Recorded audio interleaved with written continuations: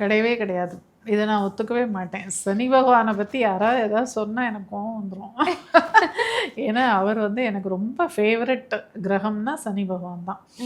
அவர் ஒருத்தர் தான் தர்மம் நியாயத்துக்கு கட்டுப்பட்டவர். அதாவது நீதி அரசர் அப்படின்னு தான் சொல்கிறோம். நம்ம ஜோதிடத்தில் சனி பகவானுக்கு ஒரு டைட்டிலே நீதி அரசர். அவர் நீதியை வழங்குறதுக்கு தான் அவர் வந்து 30 வருஷத்துக்கு ஒரு தடவை ஒரு ரவுண்டு இந்த ராசி மண்டலத்தை சுற்றி வராரு. ஸோ நம்மளுக்கு நிறைய டைம் கொடுக்குறாரு. நீ 30 வருஷத்துக்குள்ளே கூட ஒரு மனுஷன் திருந்தாட்டி நான் ஒன்றுமே பண்ண முடியாதுங்கிற மாதிரி தான் அவர் ரொம்ப கராராக தான் இருப்பார். சனி பகவான் அப்படின்னாலே நேர்மை, தர்மம், நீதி எல்லாமே சட்டத்துக்கு உட்பட்டு ஒரு கோட்பாடுக்குள்ளே நீங்கள் உங்கள் வாழ்க்கையை நடத்தினா சனி பகவானை பார்த்து பயப்படவே வேண்டாம்.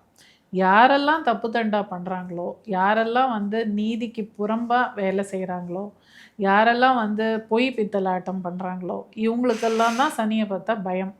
நமக்கு நார்மலாக இருக்கிறவங்களுக்கு சனி பகவானை பார்த்து பயப்படவே வேண்டாம்.